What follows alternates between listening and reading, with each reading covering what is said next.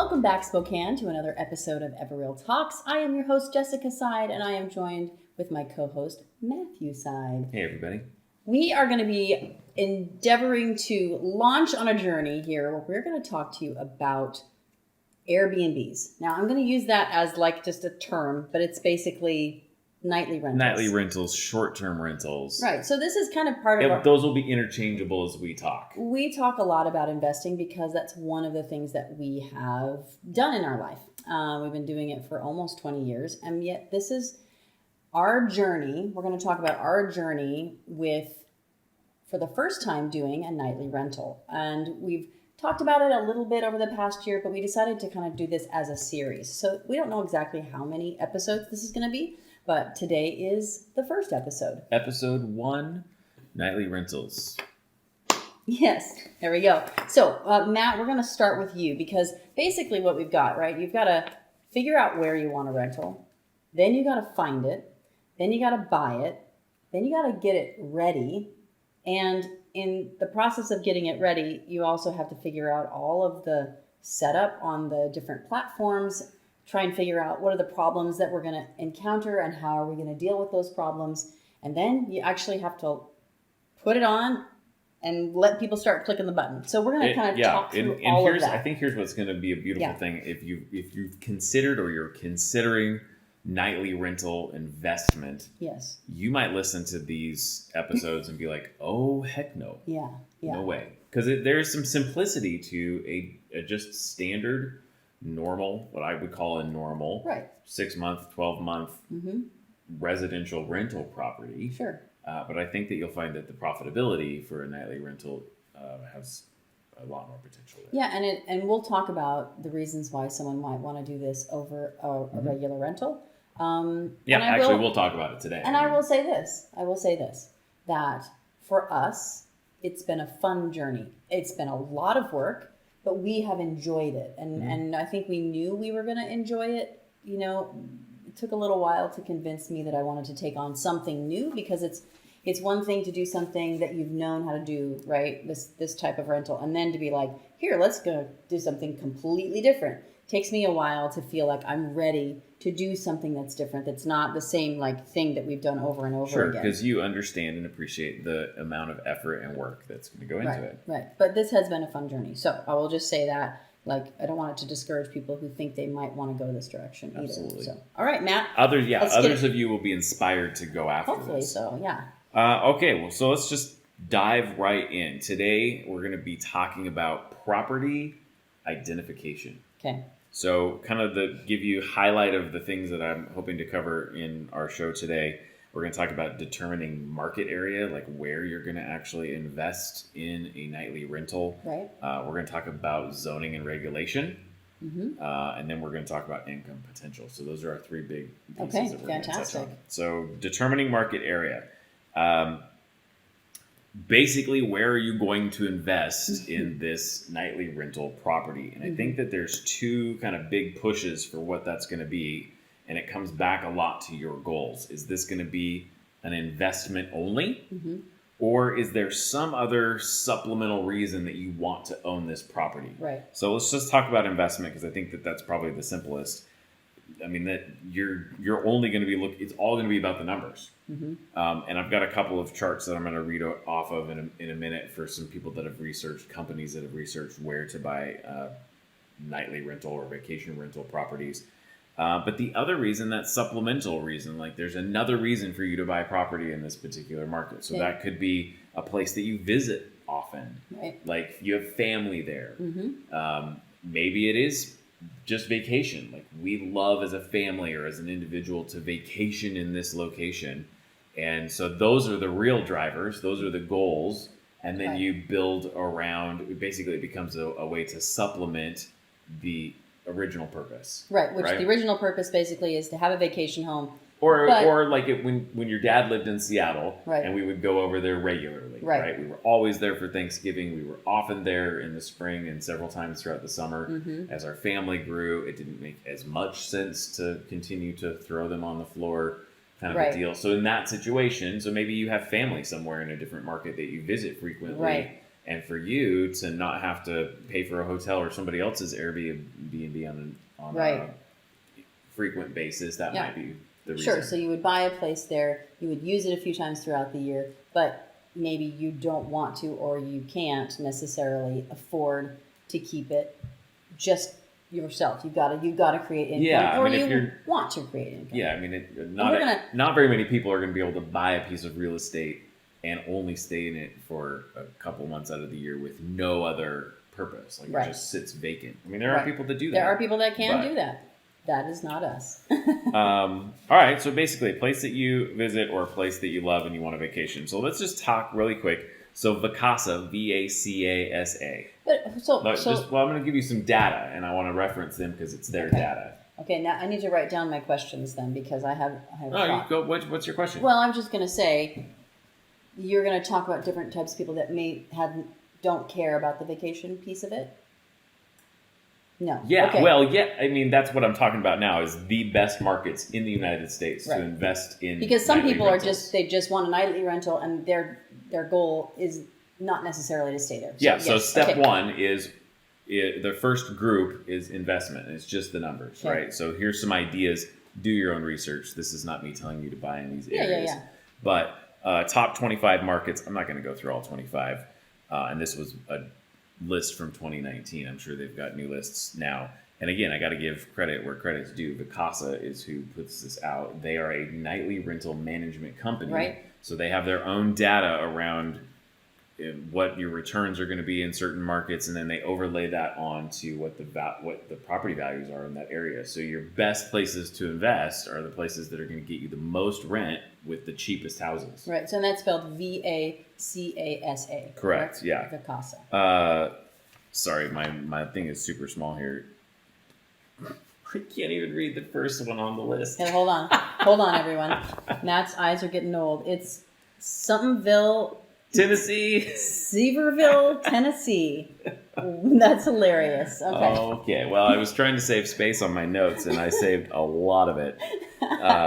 That was number one. The number one market. And it was like a 10.5% cap rate In Tennessee. In Tennessee, because That's the interesting. average sale price is $239,000. Gotcha. So you buy for $239,000, and it's Smoky Mountains. So a lot of the first lists, like the first 5 or 6 on their list, are the Smoky Mountains. So you've got Interesting.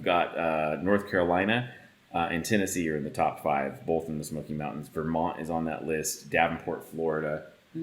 So those are all. Myrtle Beach, South Carolina is number 7. Key West, Florida is number 8. Key West is super expensive though. $763,000 is the average sale, but it's the coast in Florida. Yeah, so. absolutely. Number 10 I thought was interesting. Finally get back close to home. Big Sky, Montana. Oh, okay. So That's pretty cool. Yellowstone area, ski Yeah. resort. Absolutely. So anyway, figure out if it's investment purposes and you don't care location, because that's the other thing you as an individual investor have to determine is how far away from home base do you want this to be. Right. Maybe you don't mind jumping on an airplane and flying to Key West. It makes a big difference. We've been. It's at the end of the day, if it's not in your backyard and there's a problem, you just have to have the infrastructure. Yes, you got to have the with people, that. which is people, right? You got to have And that could people be in someone those like areas. a company like Vacasa that does the Sure. management. Yeah. Pretty Lots of companies out there. Proud of their services with the fee they charge. But okay, so then I got a list of the top 10 winter destinations to buy a vacation home. Can you read them? These I can. Oh, good. Yeah. Good for you, Matt. Ludlow, Vermont Okay. is the first one. Mount Hood, Oregon was number 2 on the list. Interesting. Okay. Most of them are West Coast, of course, because we're the coolest place to be. Oh, Leavenworth, Washington was number 3. okay. Park City, Utah, number 4. Steamboat Springs, Colorado, number 5. Mm-hmm. Big Bear Lake, California, number 6. Pagosa Springs, Colorado, number 7. Flagstaff, Arizona was number 8. I guess they have mountains and skiing up there, I'm sure. I guess, but you also get to be warm. No, it's Flagstaff. It's Flagstaff way is- north. Okay. I don't know anything about Flagstaff. She doesn't. It reminds you of Spokane when you drive into Flagstaff. Okay. All right.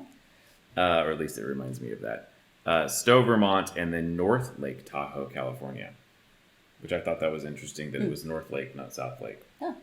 Anyway, bottom line, investors looking to invest, you're just going to do the research and figure out where is the best return on your investment. Yeah. And then throw those other things into it. Like, again, I'm probably not super excited about a place that's going to take me all day to fly to, unless I've built into that. If there's a 10% cap rate on that, maybe I can build a property management fee into that and not have to deal with it. Yeah. So, all right, now let's shift gears into vacation. Like if it's a vacation place that you want to be, kind of what some of the thoughts are on how to identify that. I think number one is, where do you want to vacation, right. Jessica? Where do you want to go? And also just like distance, right? So like distance from where you are. So am I the kind of person that wants to fly to a destination? Do I want that? Do I want to be 45 minutes away? Do I want to be 3 hours? Do I want to be 5 hours? And some that makes people, a big difference. It can, but for other people, there's like, I always go to Colorado to ski, so Absolutely. I want a vacation property there. Absolutely. And so where do you want a vacation, I think is important. What city or town, and then within that town, where do you want to be? So Sandpoint's a great example, right? Like, there's two different types of vacationing in Sandpoint. Right. You've got the lake in the summer and Schweitzer in the winter, and is there something that you like to do both? Is there a property that can accomplish both? Or is it, I'm a skier or I'm a boater, and I'm going to do those primarily? Yeah. And then once you start doing that, right, let's say you decide you want a lake cabin, for instance, the idea of like being on Coeur d'Alene might be fantastic. And then you look at the prices and you go, oh, that's not going to happen. So then you might have to compromise on which lake.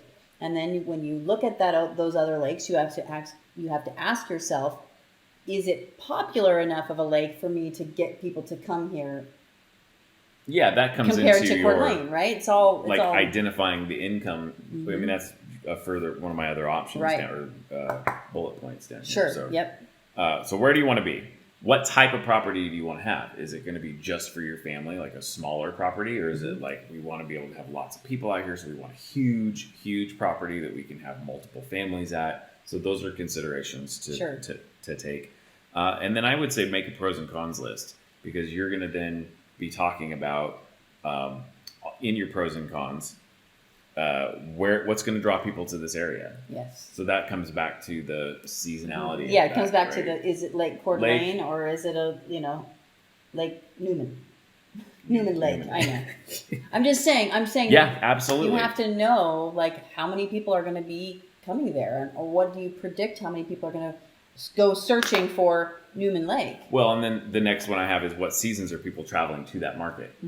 How big is the off season, or is there even an off season? Like some places you're like, oh, in the wintertime people do these things. In the summertime people do these things. Yes. And that is you digging in. Yeah. Right? Because step one was, where do I want a vacation? And then once you decide that, now you have to make sure this is even a viable investment opportunity. Unless you're actually just buying a vacation property, and then you don't care. Right. But for what we're talking about, how big is your off season?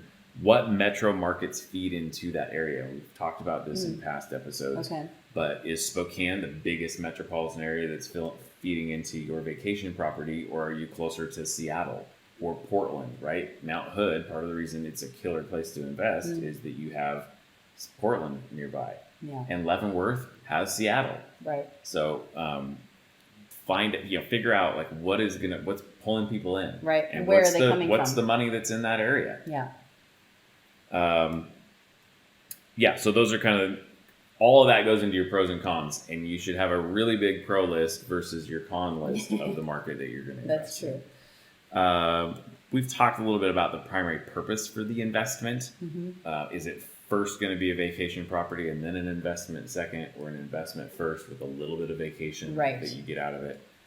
Those again come back to your goals. And then I would say, as I have said before, be willing to change course to meet your goals. It ultimately comes back to your goals. Our goals personally were always investment first, vacation second. Yeah. And I mean, changing what you're doing and looking and kind of having a very broad, like, looking here, looking there, trying to, and, kind of you kind of do a little bit of swerving. Yeah, you're. I would say when you're looking at where you want to vacation, you shouldn't narrow it down to just one place necessarily. Yeah. I think unless that's the only place that you want. Right, My because personal that would belief, be vacation home first, investment second, right? Sure. Yes, absolutely. Back to your goals. Right. For me, it was like, I want, these are the 3 to 5 places that I'm interested in buying a vacation property. And then we had our little numbers and we had our spreadsheets, and we just, anytime a deal popped up, then we would look at, does this work? Yeah. So, all right. So that is identifying the place. Okay. Determining your market. And that can take, just so you know, for a long time. That can take a couple years. Again, this is not your full-time job, right? I mean, you've got jobs, you've got family, you've got yards, you have other vacations and marriages and all these things that are happening. And in between all of that, you got to find time to do this kind of stuff. So it can take time. Or it can happen literally within a few weeks of being in, honestly, if you're in the right spot. Not for me, folks. Matt and I have talked about this, right? Like, Matt would probably be the kind of person that doesn't know how to swim, that would get on top of the high dive and jump in and be like, I'll figure it out when I'm down there. That. I'm just saying, like, metaphorically. I am definitely going to be the one that has been swimming laps for a while. Well, that's reading all the ideas. You haven't done this before. So hold on, I'm doing my metaphor. And I would be the one that's going to read how to swim so that once I get there, I kind of know what I'm doing. And so because of that, we take longer as a couple to make decisions, because he's got me holding him back and asking him questions. And he's also pulling me forward to kind of, come on, we can do this. It's not that scary. So anyway. No, that's true. You've saved me from probably a lot of big mistakes. Sure. I've probably held you back from making from so much money. Billions of dollars with a B. Billions. All right. Zoning and regulation. So now you've decided this is the market I want to be in. Okay. You've kind of figured out some of your pros and cons list. Or you might have even list. figured out like 2 or 3 markets that you want to be in. Right? The markets, I'll say that, yeah. Mm-hmm. Zoning and regulation. Not everybody wants your nightly rental. And so this is something that we didn't really even realize until we started looking at some places, and then we started hearing rumblings from some of the agents that we were real estate agents that we were calling, asking them some things, and then they started sharing with us, and all of a sudden we're like, oh my gosh, thank goodness we actually called somebody and asked some questions, because we would never have known that if we had done what you wanted to do, which is jump in with both feet and not even know how to swim. Anyway. All right. Yes, you're correct. So, super simple Google search. Okay, tell us what it is. I put in nightly rental, the city name, and rules. Okay. I mean, you can change that up, but so if I did Spokane, I think I said nightly rental, rules, Spokane. Yeah, or zoning. I actually put zoning in there. Okay. And then it came back. There's, of course, ads at the top, but then it's the first real one that's not an ad was short-term rentals, City of Spokane, Washington. Right. So, and then you click on the link, you go in, it takes you to the city website, or depending on your market, it might take you to a county website. And then it just, in Spokane, a short-term rental is a rental of all or a portion of your residential dwelling unit for periods of less than 30 nights. This law became effective on this date, allowing eligible permanent residents to apply for short-term rental license, and then it goes into here's your application process, here are the rules. And so start there after you've figured out have an idea of where you want to rent. Mm-hmm. Leavenworth was an incredibly great example, right? Inside of Chelan County, there's a moratorium on new nightly rentals. And but it hadn't come into effect yet. Well, the moratorium was in effect. Okay. But it hadn't. They basically said until we figure this out, nobody's doing anything else. I see. So they basically stopped it. So you could be in process, and those are going to be more like articles in the newspaper that talk about like here's what the county commissioners are discussing right now, or mm-hmm. the city council members, or whatever that might be. So some people that you can talk to. Okay, so real estate agents in the area. Okay. The second one is you can hire an attorney in that county. Yeah, and I would ask say them questions. So I would say your process is to do some of your own research, yep. and then confirm with legal counsel that you're interpreting it correctly. Yes, please do that. And that can be as simple as a phone call to an attorney, and it depends on the attorney. A lot of attorneys will like at least have a basic conversation Sure. with you, and then they'll be like, and then you can hire me if you want me to do more in depth. But again, I think of knowledge. it as just insurance, right? So you spend But I $200. wouldn't be paying an attorney until I have identified that I believe I can do this here. Right. And I'm going to identify a property, and then I'm going to have my attorney confirm Right. that nothing has changed or I'm not misinterpreting something. And here's something that I think that you have to understand is that nightly rentals is a relatively new evolution of investment within property. the last decade, really. So counties are only just starting to figure out that, I don't know if we like this very much. So some of you know that I went to Italy recently. They're having these same problems there. So places like Venice, where you used to have 200,000 people that lived there, there's like 40,000 people that live there now. So you start to erode the whole reason that people love Venice, because now there's so few people that actually live there, grew up there, are growing up there. The same thing is true with some of these towns like Leavenworth, right? That is primarily about tourism. And now, everybody's moving out going, oh, I can make more money. I can make so much money making my house a nightly rental. So counties, cities, towns are trying to figure out how do we retain the gem that balance. is our town and still allow for tourism. So they're all, South Lake Tahoe, the same thing is happening there. And so there's lots of counties where this is happening. And so I don't know if we would have even had this on our radar 2 or 3 years ago, but it's definitely something that even talking to a real estate professional and asking if they think it's coming down the pipe, see if they've heard anything, I think is important. If there's somebody that has been in the business for any reasonable amount of time, even a few years, like they're going to be hearing conversations with their association, because your government affairs parts of your association that are involved in talking with... Talking about realtor associations. Yeah, realtor associations. So have those conversations, get an idea of what's going on. I will just say this, there were at least 3 or 4 properties that, probably more, maybe even like 6 or 7 properties that had we purchased them for the purpose of doing this, we would have been in real trouble, because at that moment, lots of them would not allow that. And if we went into it with eyes closed, we would have bought a property, and then the neighbor across the street would have said, hey, I see what you're doing and you're not allowed to do that. Yeah. Well, then what are we going to do? And there were other places that weren't affected yet, but were about to be affected. And so it stopped us from, several homes that we thought, oh, this will be great. And then we found out, oh, no, you can't do that. Yeah. All right. It's really important. Yep. All right, let's jump into our final section we're going to cover today, which is income potential. Okay. It's more detailed than your traditional rental property. That you kind of figure out what a monthly rent goes for a 3-bedroom, 2-bath in this part of the town that you're investing in, and there's your monthly rent. So the first thing I encourage anybody that is going to be investing in nightly rentals to do is to create a spreadsheet that you can create an analysis on this. So every single month of the year needs to have its own basically income that you're creating for it. Because it's going to fluctuate, because we talked about that seasonality. So you're not going to just be able to say, I'm going to make... Who's going to go stay at a nightly rental is somebody that's leaving their home.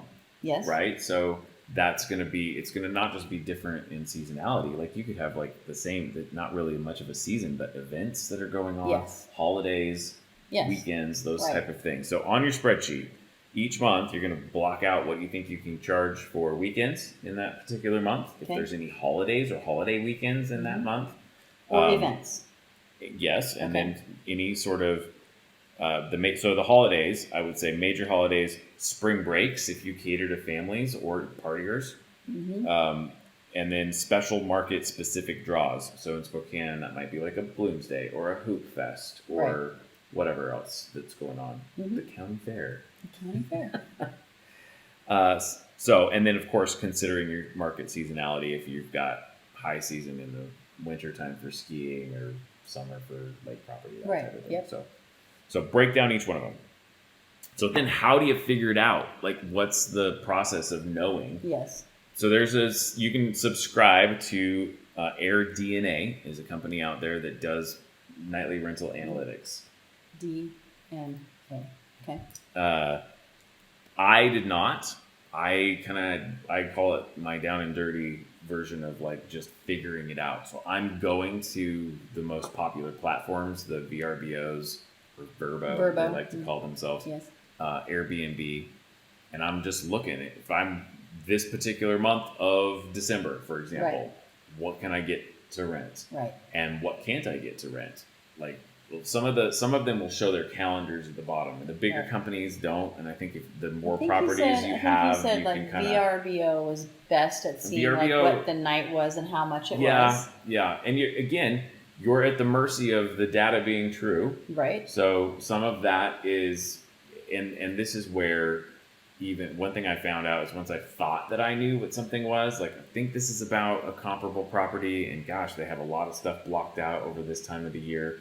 I actually would reach out to the hosts and say, hey, this might be a weird question, but I'm looking at a property to rent out, a vacation property for my family. We're going to rent it out. I see that you have all of this month completely booked out. Is that because it's actually booked, or are you guys staying at the lake that month? Yeah, so what he's saying is important because, again, people are using it as a vacation home, so you have to figure out, especially if you're right now, like let's say you're in November, and you're looking at next summer, and you see July is completely booked without any like widows, right? In other words, like little days that are all by itself, right? Probably that's been blocked out for an owner of some sort, right? So you can kind of look at that, but I want to just also say this, Matt. I was surprised at how many people that were owners were perfectly happy to talk to you and share with you information. Yeah. So don't be afraid to do that. A few people didn't get back to me, but most of the ones I reached out to had some thoughts. They were very generous and kind, and that was really, really great because then we were able to learn just a little bit more about that market. Also, the further out you get, those prices are going to be more like, yes, hey, if somebody's willing to pay me this, I got lots of time to get it. Right. So the further out you are, beware of those prices being not quite what they might end up being. So it might end up having to come down. So let's just talk. We only have a few minutes before we're going to shut this episode down.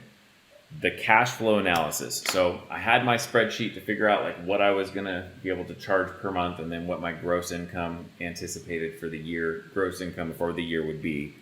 So the cash flow analysis, I think it's important to keep it super simple. Money in, money out is going to equal your profit and loss. So money in is what you figured out in your monthly incomes. Like I think I'm going to be able to make $40,000 a year on this property gross. Okay. Money out, let's talk about some of the stuff that you have to consider for your expenses. You've got debt service if you're getting a loan, so your principal and interest on whatever your mortgage is. The taxes on the property in some of these markets have really high tax bases. If you're not a resident in that market, is that tax going to be higher? Because some places charge you more if it's not your primary residence. Okay. Insurance. It's not the same as your standard rental, which is just like a fire dwelling liability. You've got furnishings that you have to insure here. You better tell them this is a nightly rental, because if there's a claim and you did not tell them that, they're going to find a way to weasel out of that. Mm-hmm. You've got to figure out your repairs. Utilities are going to be year round. Water, sewer, garbage, gas, electric. If there's homeowners associations, technology, cable, internet, streaming services, phone if you want it up there, and then some sort of property management fee. So that could be a Vacasa type property manager or just the reservation site fees, because even Airbnb is going to charge you about what are they? 3% for Airbnb, 8% for VRBO. And check it out based on when you're listening to this, because those can change.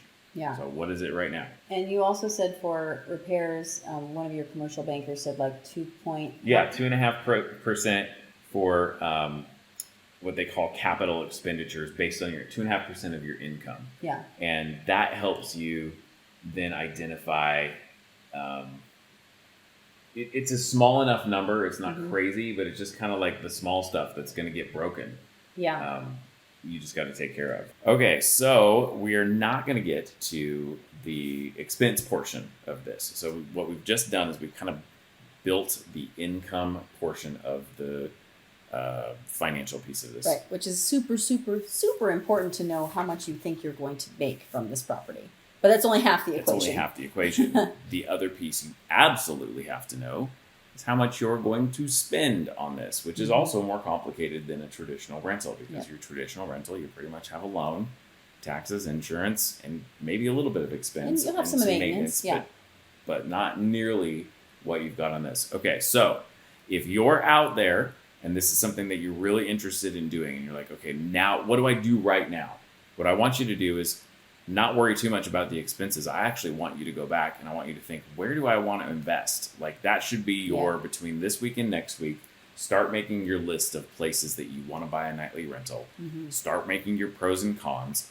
Go back and re-listen to the beginning of this episode and figure out the top, I'll say 2 to 5 markets that you want to invest in. And then next week, when we dive into the final piece of this financial equation, we're going to talk about the expenses, some of the more detailed portions with the nightly rental.